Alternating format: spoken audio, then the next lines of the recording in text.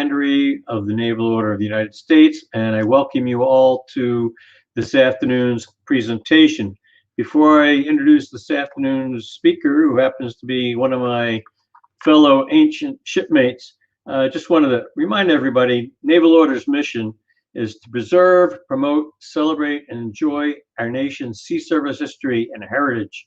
And we have four basic ways we accomplish this. One is to commemorate American sea service heroes and important historical events.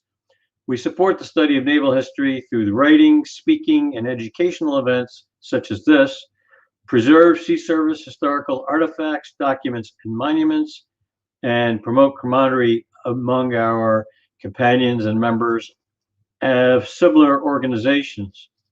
We're kind of unique in the fact that we're the oldest American hereditary exclusively naval society. We're unique in our dedicated interest in naval history, encouraging its recording and preservation, providing for membership based upon lineal descent, ensuring strong continuing interest in the deeds and accomplishments of our forebears in perpetuity, and also our linkage with our predecessors, which forges a common bond of responsible, honorable service to our country. I'd like now to introduce Commander Ken Breaux, USN retired. Ken grew up in South Louisiana. He enlisted in the United States Navy during college and attended the Aviation Officer Candidate School when he graduated from university in 1966. He served on a variety of ships as an active duty and reserve officer, including aircraft carriers, small combatant craft, submarines. He retired with the rank of commander as the commanding officer of Fleet Training Group in a Reserve Readiness Center. That would be the Reserve Readiness Center, Houston, Texas. He's also a companion of our Texas Commandery. Ken first became acquainted with the issue of missing in action military members during the Vietnam War, when friends and colleagues were lost and declared missing. He was active in the recovery of the remains of Lieutenant William M. Lewis, Jr., U.S. Air Force, missing in action since 11 September 1944. He's the author of Courtesies of the Heart, the story of the 55th Fighter Group mission to Ruland, Germany, and its aftermath and subsequent narrative of the Lewis recovery. He's also the author of Transforming, How Managers Become Leaders. Ken holds a bachelor's degree of science, a master of business administration, and certificates from the United States Naval War College in defense economics and strategy and policy. He retired in Plano, Texas, and has been serving variously as a project manager, training manager, group implementation leader. As a trainer, he worked as an independent contractor in the field of training. He's the founder and co-president of the 501c3 corporation called MIA Recovery Network, about which we're going to hear much more during Ken's presentation. So Ken, welcome to the virtual lecture series. Good to see you. Good to see you, Fred. Thanks. The title of today's presentation is Known But to God, and that is the title, the same title or inscription found on the graves of the buried unknowns in all of our World War II cemeteries. It came actually from Rudyard Kipling, and the British version is that they use known unto God, not known but only but to God, but they do unto God. And his son was killed at one of the early World War I battles, and he is actually the guy who came up with the wording for the British unknown. The issue of unknowns in the 20th century wars, all the way going back to 1916 and 1917, when we began our involvement in World War I, has to do with different types of warfare over the 3 or 4 series of wars that we conducted in the 20th century. In World War I, it was a very different set of situations, and we'll talk about that a little bit more. But basically, let's go on to the next slide. And the purpose of war often begins with relatively noble objectives, but it devolves very quickly into killing people and breaking things, period. That's it. As Sherman, the Union general, defined it, he said, war is cruelty and you can't refine it. And he was right. If you look at this particular picture, and I use a quote from Shakespeare called "Cry havoc and let slip the dogs of war." And the dogs need to be fed, and they are fed by destruction, wholesale destruction. In this case, we look at a picture of a plaza in Frankfurt, Germany before the war, and then a small section of that plaza after the war. The plaza has been completely rebuilt, but if you took that destruction you'd see on the right-hand side and just expanded it concentrically all the way out for dozens and dozens and dozens of miles, you'd have a very good picture of what Frankfurt looked like in 1945. Next slide, please. The fellow that sparked this change in my retirement occupation was a young lieutenant by the name of William Lewis.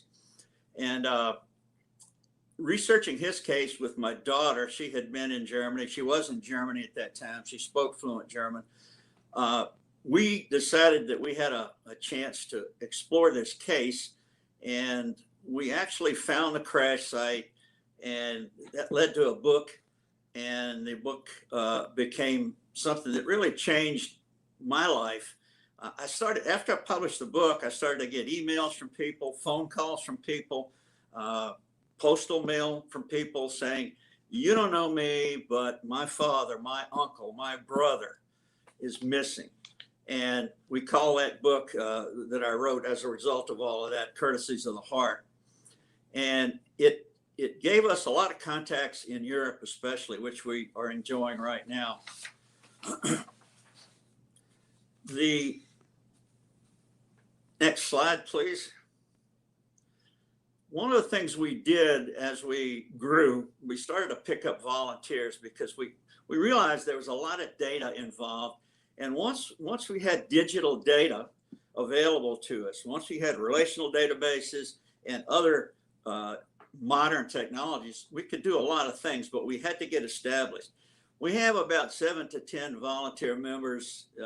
That's a nucleus in the US. And then worldwide, we've got people in all of Western European countries. We have a new contact in Laos and Thailand, but we haven't been active in that area because we simply don't speak the languages there. This fella does, and he's offered to help us. So as we go to the Pacific database, we'll start to increase more activity there. We have one of the things we did right away was to create a relational database. None existed as far as we knew, and none has existed as far as we still know. That data gave us the opportunity to do a lot of things that we couldn't do before. We can filter things. We can say how many men had evidences of healed fractures, how many men had perfect teeth, how many men had tattoos. And there was a lot of things that we thought, once we get these things out, we should be able to explore and go drill down and do a granularity-based file. One of the things we were aided with was a guy gave us a call one day and he said, I see some data that you have and I've never had that data and I want to know how you got it, and I've got a lot of data too.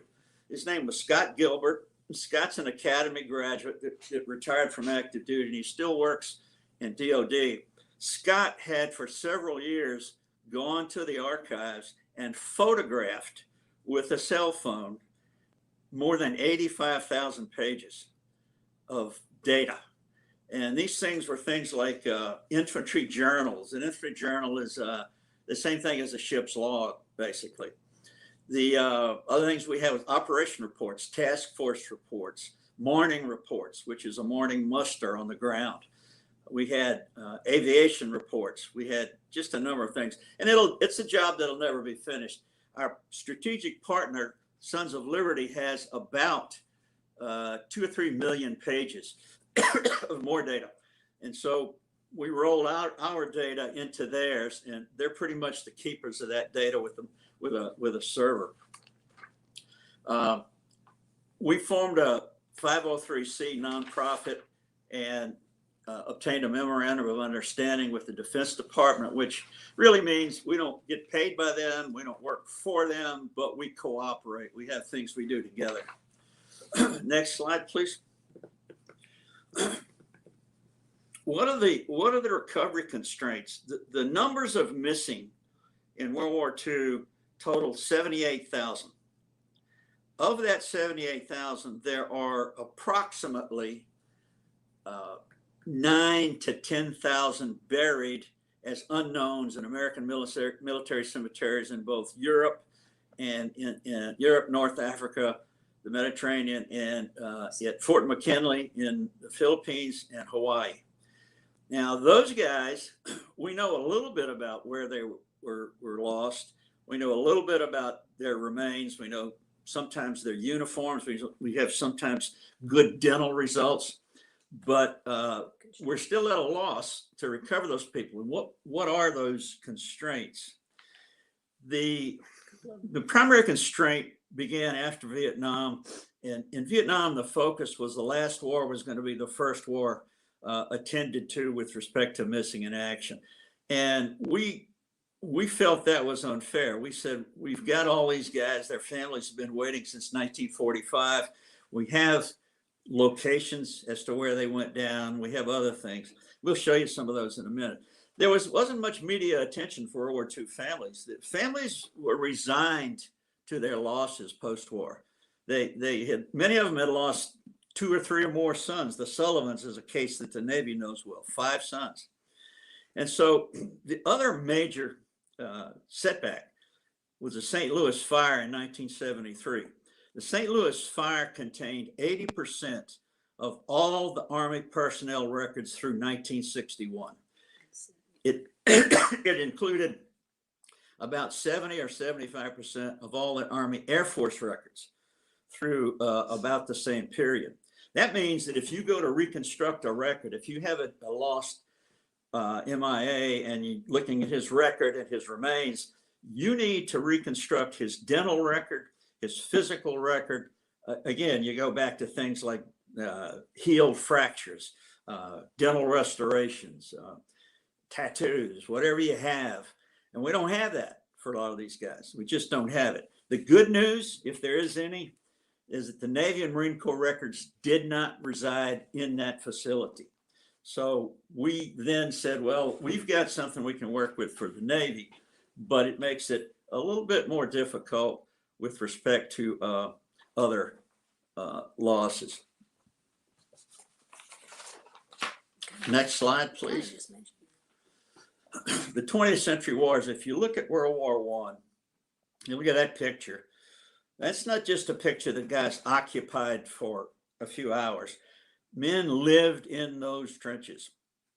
There were 400 miles of continuous trenches from Northern Europe, I think all the way into near Switzerland or Luxembourg. And there were another 1,100 or so, or 1,000 more miles of non-continuous trenches. So what happened in World War I was guys would be in the trenches. We probably lost as many guys in the trenches from disease as we did from the occasional maneuver. It was not a war of maneuver. Guys would rise up at a certain point out of the trenches, cross the battle area, and guys would fall in between the trenches. And it worked that way most of the time until somebody found a way to break a trench line. Take a look at my notes here. World War II, very different. A war of maneuver, especially in Europe, and the widest scope of any particular war up until that point. 60 to 75 million dead. 20 million of those were soldiers and many were civilians. So in Russia, again, in Germany, in France, just as close as you can come to an almost complete devastation of roads, infrastructures, bridges, houses, everything went in World War II. The first day, one of the things that we need to know when we think about casualties, on the first day of the Somme in France, the British alone lost 19,000 troops dead, not just wounded, dead. So these coming and going from the trenches, assaulting the trenches, falling back, they were very brutal. Next slide. World War I did achieve some things, did achieve the establishment of the American Battle Monuments Commission cemeteries. It developed a method to form graves registration units. It ended with about 4,000 buried unknowns in Europe. And the large number of missing in action in Europe have never been recovered. They're somewhere in between those trench lines. That action was terrible because artillery would take place in those trench lines. Guys would get blown up. The remains would be disarticulated. It was just a nightmare. One of the things the military did was to establish the Mother's Pilgrimage Program. You can see this picture. It's an African-American lady at the grave of her son, probably in France.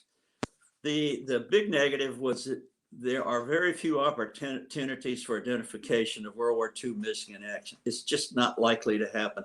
The Doughboy Foundation has one case right now that they think they can close, but I don't keep up with them as much as I have to keep up with World War II. Next slide, please. If you look at World War II, the first map here is the North Africa, the Mediterranean, and Western Europe. We actually have losses plotted all the way into northern Norway, and those are talked about in the book in great detail. But we have them all along the coast of North Africa. We have them in the Mediterranean. We have them in Sicily, Italy, and of course, France, Belgium, Germany, the Netherlands, Luxembourg, and so forth. Two very different wars. In Europe, we built 360 temporary cemeteries in Europe alone. What happened in Europe was that there were a number of temporary burials. So you take a guy to a collection point, you take another one to a second collection point, and then you would consolidate those and say, okay, we're going to try to find a geographical point that makes a lot of sense. So we did that, but it was fraught with opportunities for mistakes. It just was very difficult to keep things in order. On the other hand, if you switch to the second slide and you take a look at the war in the Pacific, you don't have to be a genius to understand what was involved here. Lots of water and lots of distance.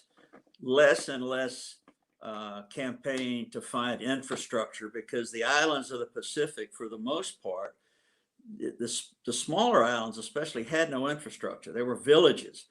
But the Japanese had to have those islands because they needed support all the way from the island empire into the lower part of that area. They needed Thailand, they needed Malaya, the Netherlands, East Indies, the Philippines. They would have gone to Australia if they could have, but after December 7th, I think we ended up with a pretty good plan to at least protect Australia and then go north with small increments of success.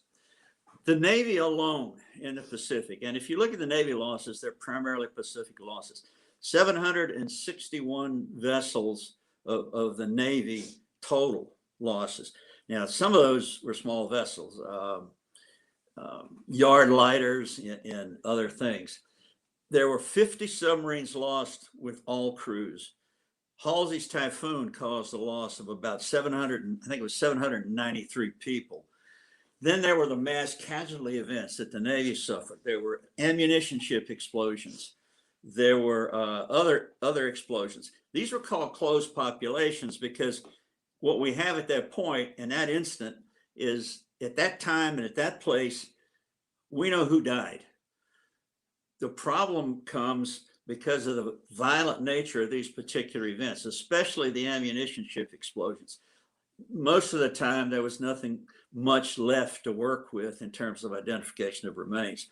But it did, you know, we had to have a submarine force, we had to have a carrier force, and we had to attack Japanese shipping all the way from Japan into the South China Sea and further. The next slide will show us something else which is rarely talked about, but which I think is very important. Merchant ship losses. There were 1,600 vessels lost beginning in 1939. So those guys, a lot of them didn't get paid unless they were on a deployment. There were 2,193 Navy guard crews who were placed on these ships, and guns were installed and established, and there'd be several men. And we lost 2,100 of those guys in the guardship program. The problem was, for unknowns, merchant seamen and Navy alike, is that there was no recovery. The convoy is not going to stop to pick you up. If you can get yourself in the front of on the bow of a boat and maybe hope that they can snag you as you go past, maybe that happened a few times. There's even one German captain who was so moved that he stopped and gave some survivors water and food, but that was pretty rare. Losses include many, surprisingly, along the East Coast, freighter convoys, and in the Caribbean. There were a lot of Caribbean merchant ships coming along. So 8,000 dead and a large number of missing in action. Next slide, please. If you look at the World War II burials, the thing I want to emphasize here is you look at the European cemeteries, and you see, for the most part, you see some fairly small percentages of buried unknowns. Just going at the top with Ardennes, 1.5%, 2.1%. Cambridge is 1.07. Henri Chapelle is 110. Then you get down to the Far East, the South Pacific, and you see the Manila Cemetery. And there should be, if it's available on your presentation, you should do a red arrow pointing to that from the right-hand side of the screen. The Manila Cemetery contains 21%, excuse me, buried unknowns. A lot of reasons to go into that. I don't want to display them all today, but they have to do with the general conduct of prisoners of war, both in Japan, Korea, and Vietnam. And I deal with that in the book because the prisoners were very fortunate to be able to survive any captivity in those three wars. The other main cemetery is the Hawaii Cemetery with an 8.2% of buried unknowns. Next one. 78,000 missing. How do you pursue that? We always felt, when we had to kind of counter the argument from the last war first, which was Vietnam, the organization that ended up doing this built up around Vietnam losses. And we had to really fight hard to say, look, we don't wish anybody to use less resources, less assets to recover any of their losses. But we need some sort of proportional effect for World War II because we haven't been getting it. And we were successful in that. It's been very helpful. DPAA, the Defense Prisoner of War Missing Personnel Agency, maintains that they can find 25,000 men. They haven't ever given us an exact definition of why they can do that. One reason they can't do that is that the Navy established in 2005 the Sunken Craft Act. And that says the U.S. Navy has primary responsibility for whatever happens to any sunken craft, whether it's a ship, excuse me, a Navy ship, an airplane, whether it's a Navy airplane, Army Air Forces airplane, what have you. One thing I don't talk about here, which I do in the book, is Coast Guard losses. And there were quite a number of those because in most of the amphibious invasions, both in European and Mediterranean amphibious operations, Coast Guard was involved, and they certainly were involved in the Pacific. Next one. Just a brief discussion of some of the records here. Archival records have a lot in them. There are a lot of detailed sheets. One of them is skeletal remains. We've in the relational database that we established, we built 30 attribute fields into this database. So again, as I mentioned briefly earlier, I can tell you if a guy had a tattoo. I can tell you how many of his dental restorations were silver, how many were gold, and how many were silicate. I can tell you if he had healed fractures. I can tell you if he had any personal effects. I can tell you if he had a letter from somebody like his wife or a photograph. We found things like high school rings with a name and a date on them. And so we think some of these approaches may be something we can use in the future. The odontologists, the forensic dentists, are able to tell us whether a set of remains has been dentally restored by Europeans or by Americans. Next slide. Next slide. And the next record here, the next slide, is going to be a dental record. And as you can see, again, you got to focus back to the 1973 fire. If we don't have this record from the 1970 fire, we can't say what the remains are compared to what the pre-induction physical was. So you really got a problem if you can't do that. Now, sometimes the dental department save their own records, and we can look for those. But if you can imagine sending airmail back and forth across the ocean with guys moving from one base to the next base to the next, it was a nightmare. Just very difficult to get done. Typical sketch, the next file, the next slide is this is from the Hurtgen Forest. I've been there.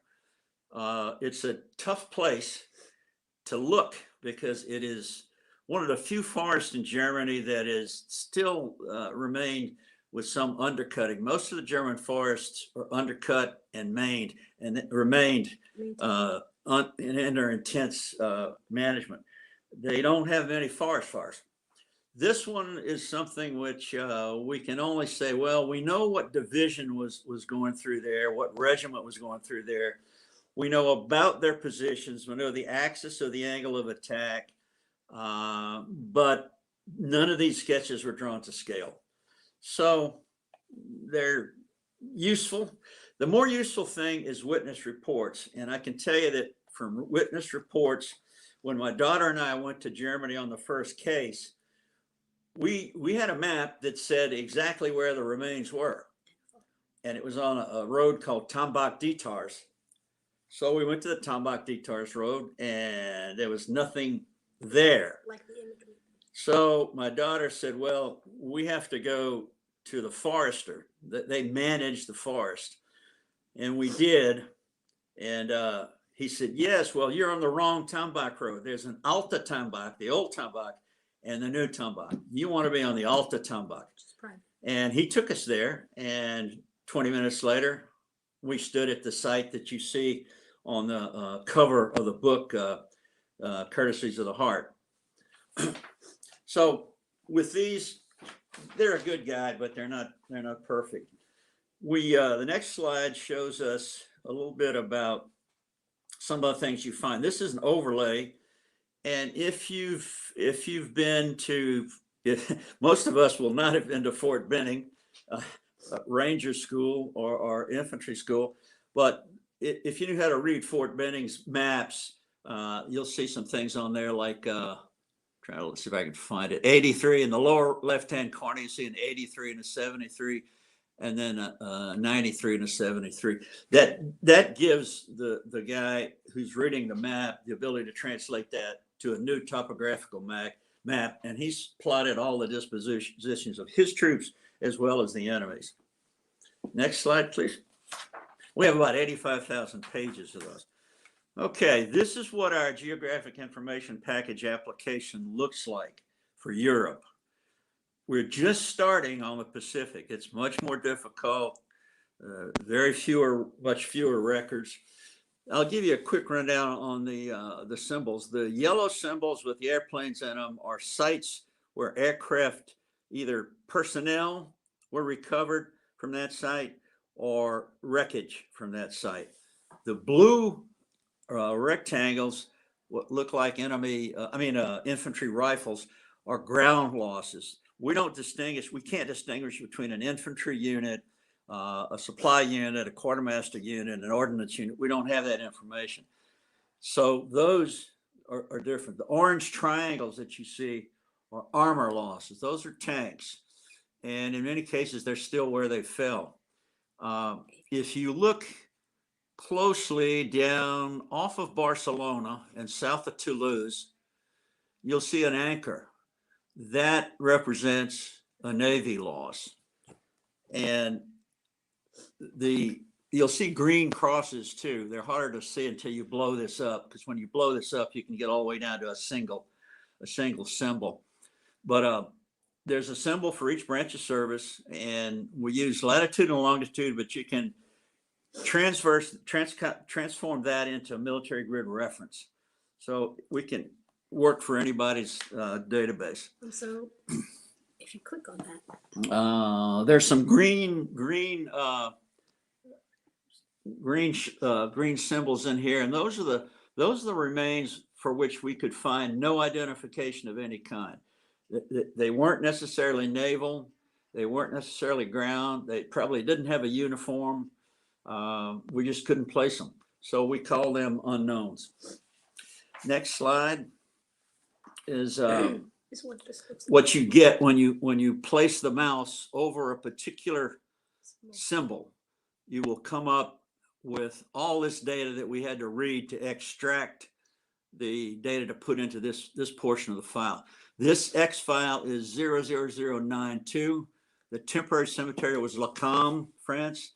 Permanent cemetery was, I think, I got to look at this one closely. I can't read that. Yeah, the remains were found in a common grave with 33 Germans on the grounds of an estate.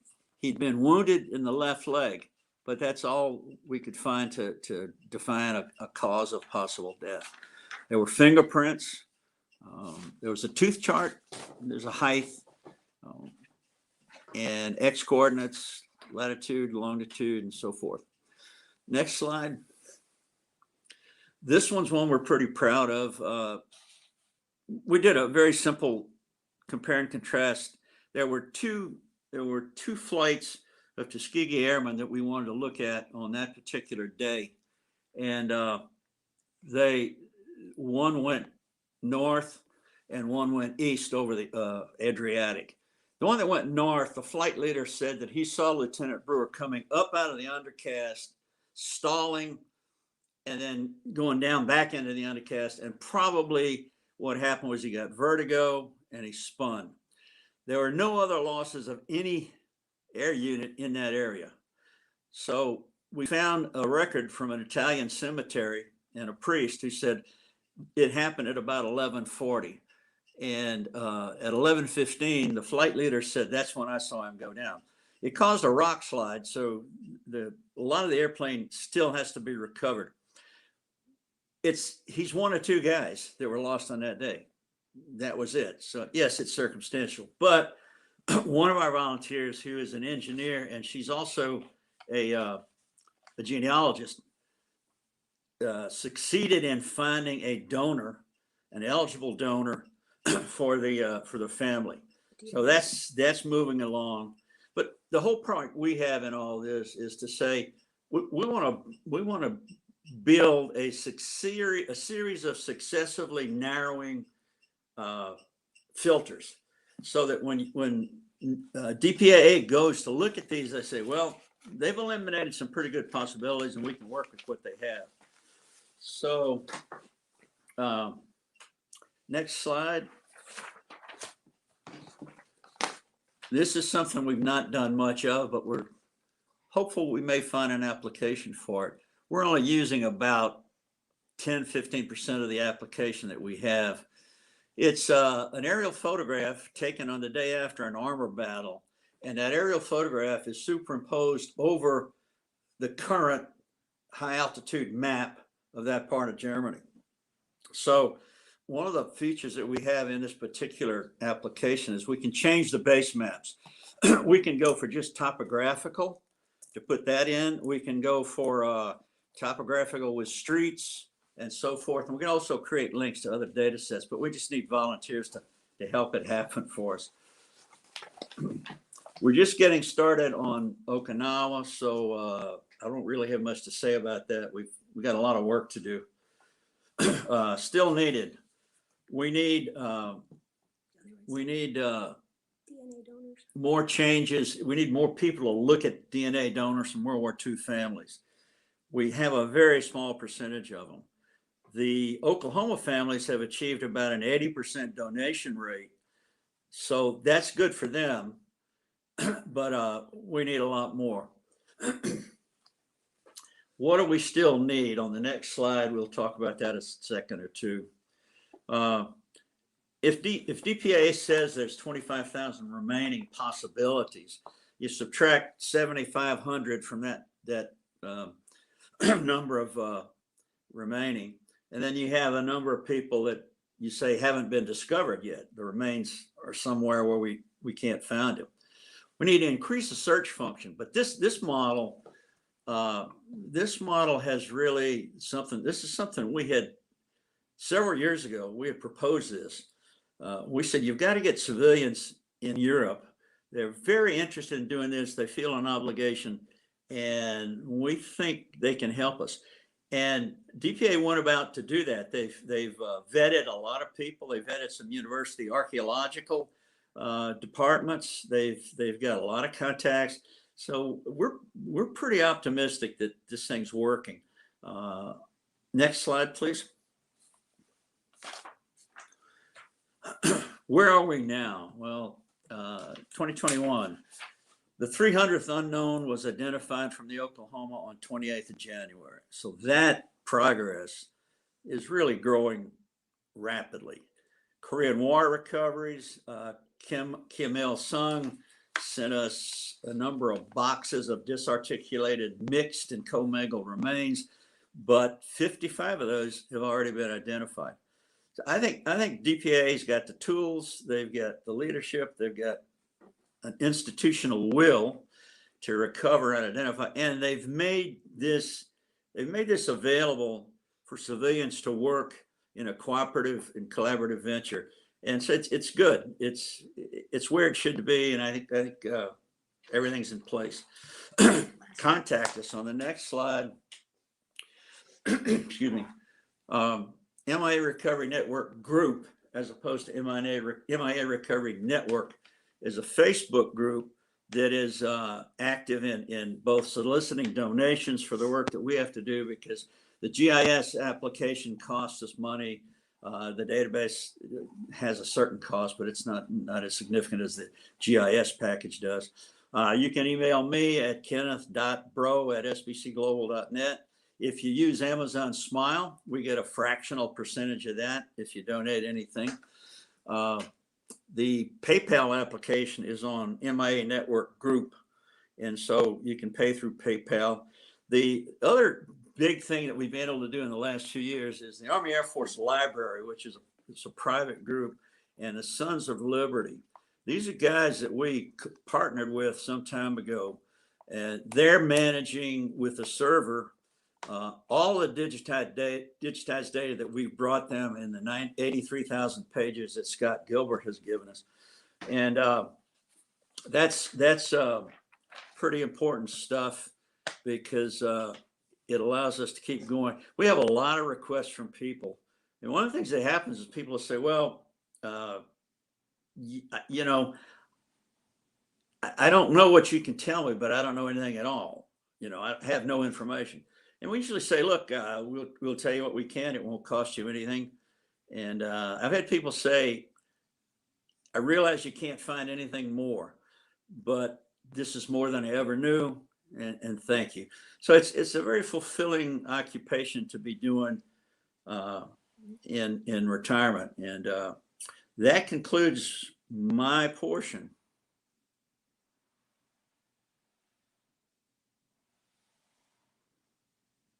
Ken, that's fascinating work you're doing, and important work, because there's so many families out there who, even unto the generation of the grandchildren and the great-grandchildren, wondering what happened to my great-great-grandparent, my great-grandparent, my grandparent, my parent, my beloved, my child, who went off to war and not only was never brought back, but we really don't know what their fate was. And so it's I'm sure a lot of the work you do, you got more than a few moments of high emotions.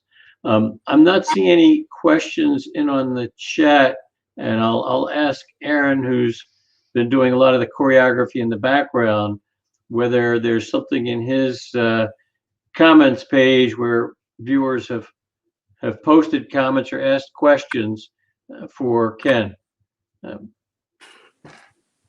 So first question is, why are there still so many unknown soldiers or sailors? Yeah. If you look at the Navy losses, the loss of the Indianapolis, the cruiser Houston, the 50 submarines, those guys are never going to be found. They were either found and identified within a day or two, or they're gone. The other losses that contribute greatly to the large number is as air crews travel the Pacific, the distances were long, and you didn't need much of a damaged engine to start to slow you down. So if you went down over the deep Pacific, those guys are not going to be found. The Sunken Craft Act applies to those, plus the fact that so many of those losses took place in extremely deep water. The same thing goes for the Adriatic, the losses of the bombers that flew from the Italian bases and the fighters that flew from those Italian bases. The Adriatic is an extremely deep ocean at midpoint. So when I've looked at crashes and I've looked at where I think they could have gone, it's just not going to happen. The remainder of those, we really need to concentrate, I think, on helping DPA. We have a lot of people in Europe. I get phone calls, I get emails saying, what can I do? So I send them a copy of the database. I show them how to I give them access to the GIS package. And surprisingly, these guys are often able to go back and find witness data and get an eyewitness statement and say, I know where that plane crashed. I crashed. I can take you, I have a piece of wreckage from it. So those work for us. You know, the 7,500 to 9,000 that are in the European cemeteries, the Hawaiian and Filipino cemeteries, those are some potentials. The 7 December losses are being pursued pretty vigorously. Again, they're closed populations. You know the names of everybody that was lost. You know a lot about them. So those are somewhat, I won't say easier. None of this stuff's easy, but they're a little bit more confined. You know, we know if this guy was a member of the Oklahoma crew, he was a Marine, he was a sailor. We know a little bit about his height. And we have, the Navy has those pre-war records. We have the enlistment records. Air Force and Army don't. So we're in a bit of a better situation for the Oklahoma, the Nevada, the West Virginia, all the Pearl Harbor losses, really. We're a little bit better off on those. It just doesn't happen for the deep water losses. It's not going to happen. So when it comes to deep water losses in particular, and you know, I'll apologize to our audience for the bias towards focusing on naval engagements, but we're Navy guys, so there you have it. It's kind of surprising that when a ship is sunk at sea, and you know the ship has been sunk, even the case now we've located it in Indianapolis. There'll be a long time before we have the technology, because of its depth, to actually get inside the ship, and we want to be respectful of the Marines there. It's surprising to me that they're considered missing in action. We kind of know where they are. Good point. How do you find missing in action? We know where they are. Very likely. A lot of guys died in the engine room. Right, exactly. But we know that, you know, if you were 100 miles from the nearest land and you were in a ship that was sunk, unless you were an absolutely remarkable swimmer, a mer person, you were not going to make it to shore. You were either rescued, picked up by a search and rescue team, or you perished at sea. And so I find it interesting that that cohort is grouped in amongst the missing in action. They are. Is there a logic for that? Is there, you know, like a DOD logic that if we don't have an identified body, then it's missing in action?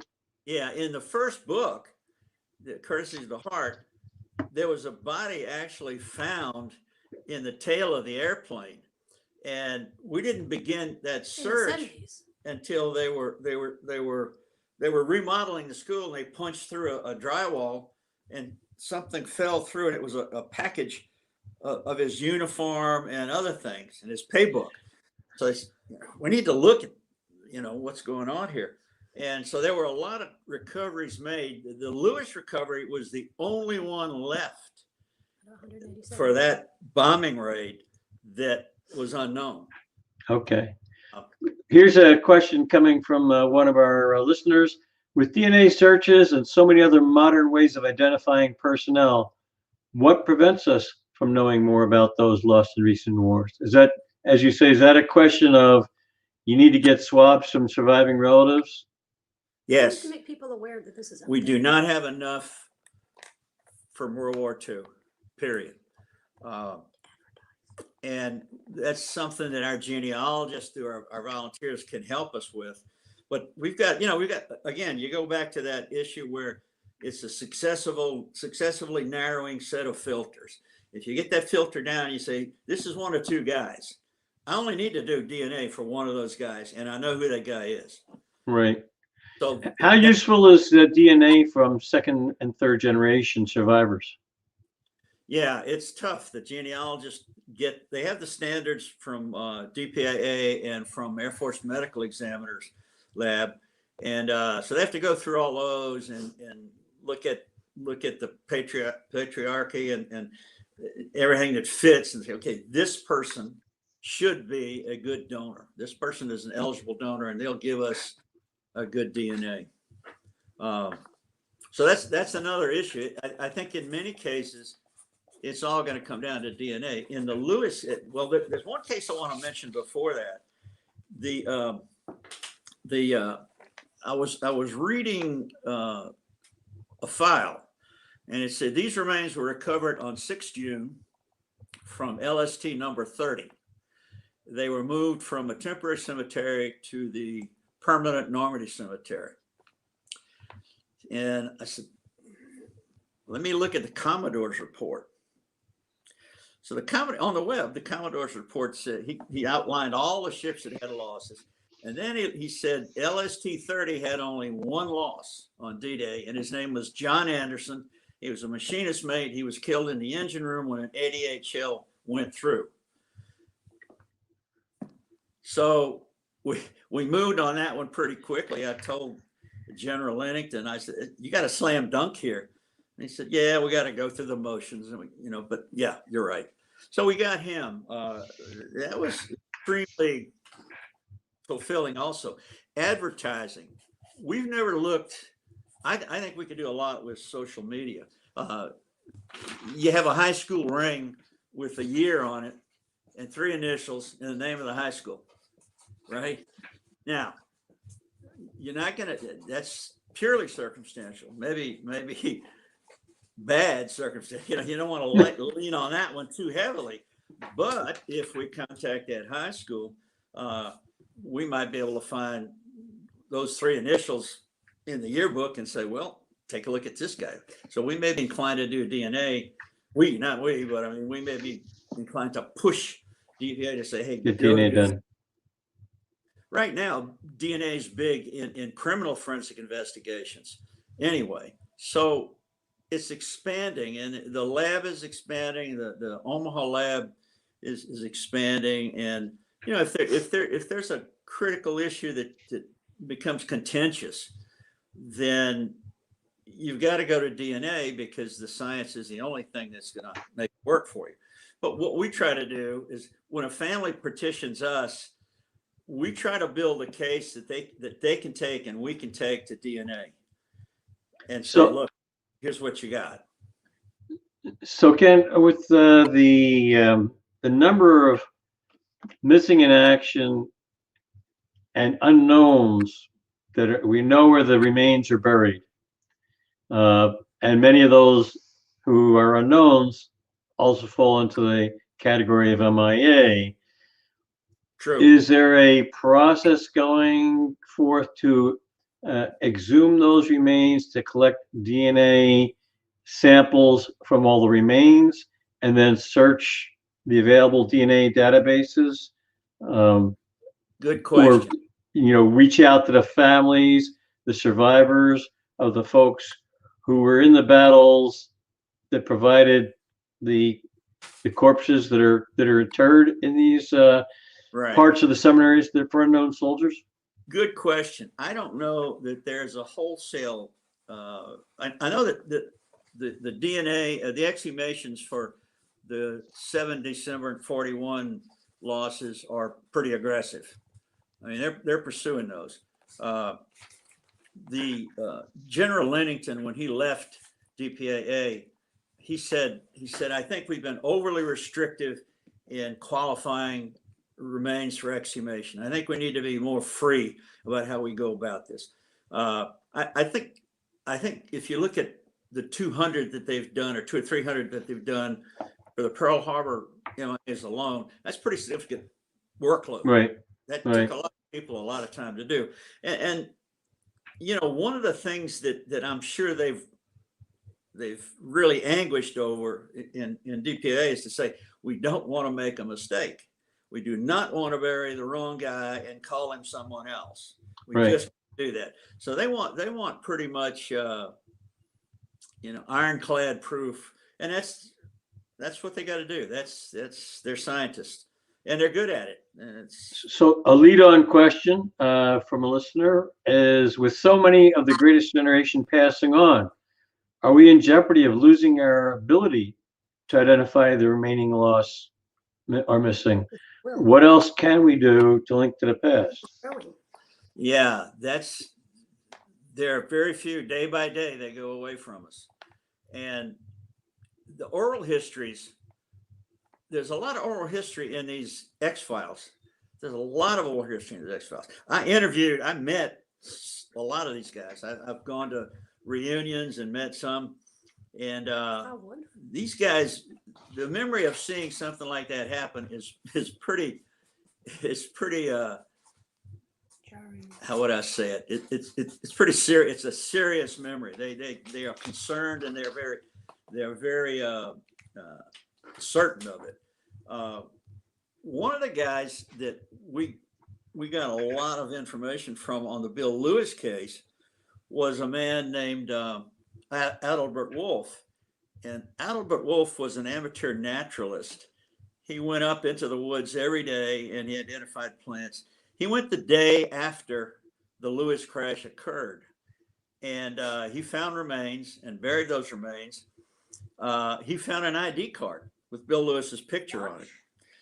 He, unfortunately, at the time he found all this, he filed a report, but he was behind the Iron Curtain. So the Russians had said, hey, we'll help you find a crash site. But the Germans said, no, we're a sovereign state. We don't care what you want to do. We're not letting anybody go there.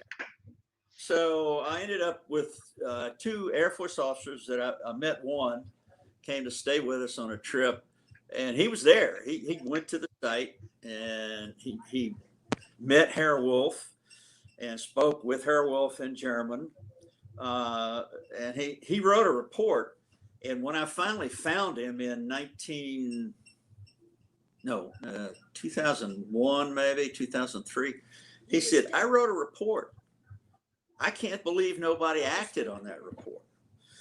He said there were 500 locations of remains behind the Iron Curtain that came out in a computer printout and a dot matrix printer, and said, we found Lieutenant Wolf in 1979. We found him. But So what's important is that she.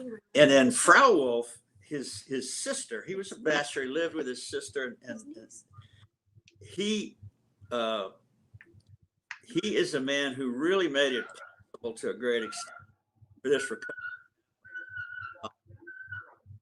He sent a letter to the Red Cross.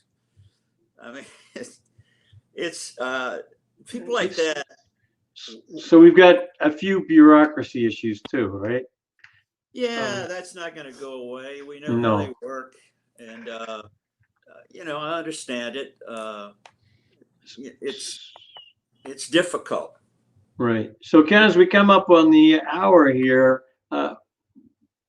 perhaps, I know you showed the slide with the hyperlinks, and that'll be available to folks who log in to look at our past events archive. But as a parting kind of few words, what can interested folks do to help you do your work? I think if they consider the possibility of using social media, if advertising in local media for cities where we know men who lived in were lost, I think that's a possibility. I think anybody who has a question of any kind should email me, kenneth.breaux@sbcglobal.net. Then I'll work with the Sons of Liberty group and their massive data collection, millions of pages.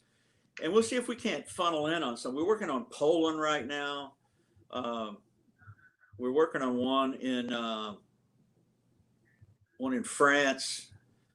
The Dutch are extremely helpful. But American families who have missing in action, in some cases, we've contacted families who say that they have artifacts which probably will provide DNA. They have uniforms, they have hairbrushes, toothbrushes that they've saved. Okay. Very common. So is there an easy way for families who are survivors of MIAs to share information with you or with the Sons of Liberty or with somebody that can make use of that information? Yes. Sons of Liberty has a site where they ask for information. I feed in onto those, and I weigh in if I have information from our data sets. But yeah, if they contact me and they want to know more, what I'll first do is I'll take a look at the file and say, here's what we have. I'm going to give you what we have. What interests me most often is that they have never seen the government records. And there's no reason they crazy. have. Right. Those are not, so Ken, I want to thank you. It's fascinating brief you gave us this afternoon. Next month, we're going to go a little bit further back in history as Master Chief Petty Officer Hakala will talk about both the sinking of the battleship Maine and even going back a few decades before that when Commodore Perry gained U.S. access to Japan.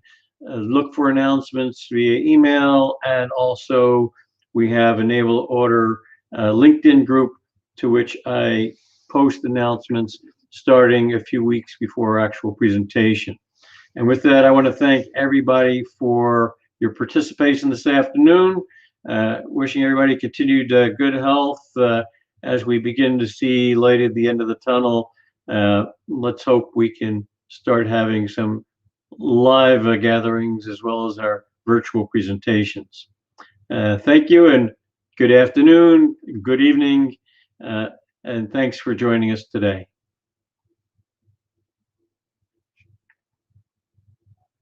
Good, That huh? was good. You scaled back a lot, which you needed to. Good publicity. I should have done this for you. I could have just blown it up and made the bullet points bigger, so you could. Yeah, I was thinking of that, but then again, I thought, no, I'm okay. I need to get to bed. There was one redundant slide. Yeah, I mean, Yeah. we could Yeah, I didn't